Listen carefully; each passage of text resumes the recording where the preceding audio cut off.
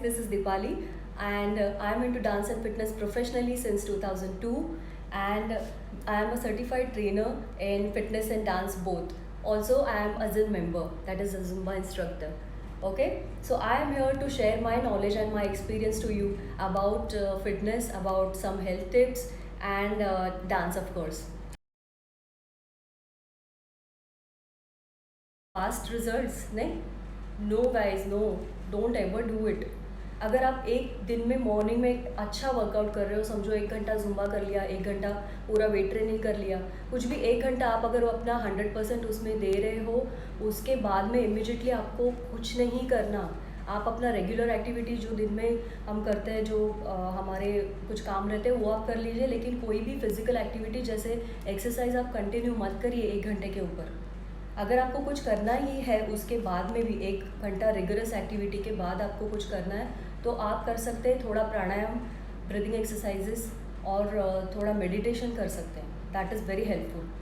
Okay, because उसके ऊपर हम अलग से वीडियो बनाएंगे, लेकिन आज मैं बता रही हूँ कि आपको 1 घंटे के बाद कुछ नहीं करना.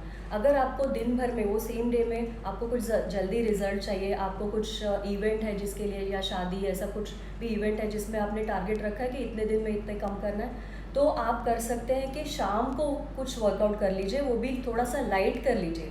अगर सुबह आप वेट ट्रेनिंग कर रहे हो या तो जुम्बा कर रहे हो, कुछ 1 घंटे का रिगरस एक्टिविटी समझो HIIT कर लिया, तो फिर शाम को आप कर सकते हैं yoga, traditional yoga I am talking about, yoga कर सकते हो, आप वॉक के लिए जा सकते हो.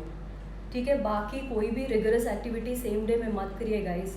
It is bad for your body. Why it is bad? क्योंकि जब भी आप आपके बॉडी को स्ट्रेस ज़्यादा करते हो किसी भी चीज़ के लिए, तो एक हार्मोन रिलीज होता है, that is called cortisol. Cortisol is very bad for your body. वो स्ट्रेस हार्मोन होता है, और जब भी वो 1 मिनट के लिए भी रिलीज़ हो गया, 1 मिनट के लिए भी आपने कोई भी स्ट्रेस वाला अगर कोई थॉट भी आया आपके दिमाग में, या तो फिर आपने स्ट्रेस बॉडी को दे दिया फिजिकली, तो पूरे 24 आवर्स के लिए वो आपको स्ट्रेस देता है और 24 आवर्स के लिए आपका पूरा सिस्टम बिगाड़ देता है अंदर से. So forget about weight loss. आप अपना हेल्थ का पहले सोचो गाइस, उसको दूर रखना है, हम लोग को कॉर्टिसोल को दूर रखना है. दूसरी चीज़ ये है कि आप जब भी ज़्यादा टाइम एक्सरसाइज के लिए दे रहे हो, पूरा दिन में आपका शेड्यूल उसमें ही चला जाता है, 3-4 घंटे समझो, 2 घंटे 3 घंटे उसमें ही चला जाता है, तो use that quality time for something else. जो आपको पसंद है वो एक्टिविटी दूसरा भी आप कर सकते हो, या तो फिर फैमिली को टाइम दे सकते हो, कुछ भी दूसरा कर सकते हो, म्यूज़िक सुनो. अगर आपके पास टाइम है तो दूसरा भी कुछ करिए, या तो फिर सोइए. Because let me tell you, सोने का, अच्छा नैप का क्या इम्पोर्टेंस है. अगर आपको 8 घंटा रात को नींद पूरे अच्छे से नहीं हो रही है, समझो आप 11 बजे 10:30 बजे नहीं सो रहे हो और सुबह मॉर्निंग में आप जल्दी उठ जाते हो, या तो फिर रात को नींद नहीं हो रही है, तो दिन में अगर टाइम मिलता है, take nap. Why I'm talking about this taking nap if you get time? Because it releases the hormone that is called the growth hormone. Growth hormone is very necessary for the weight loss also and to keep yourself young. क्योंकि जब भी हम लोग छोटे रहते हैं तो हम ये हार्मोन ऑटोमेटिकली बहुत ज़्यादा पैदा होते रहता है हमारे बॉडी में, और जब भी हम लोग का ग्रोथ टाइम रुक जाता है तो ये हार्मोन बनता है, लेकिन बहुत कम मात्रा में बनता है.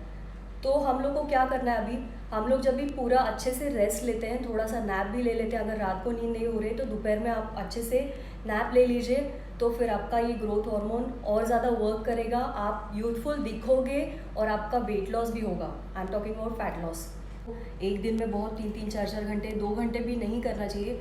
अगर आप ऐसे कर रहे हो तो आप अपने बॉडी के लिए इंजरीज़ भी मंगा रहे हो, मतलब बहुत ज़्यादा इंजरीज़ होने की चांसेस बहुत बढ़ जाते हैं, तो वर्कआउट कम्प्लीटली रुक जाएगा. इससे अच्छा है कि आप धीरे धीरे जाइए, आराम से करिए, 1 घंटा अच्छे से वर्कआउट करिए. अगर 2 घंटे करने हैं तो as I say, okay. So don't overdo any exercises. 3-3 4-4 घंटे के लिए एक्सरसाइज मत करिए, that is stressful for your body.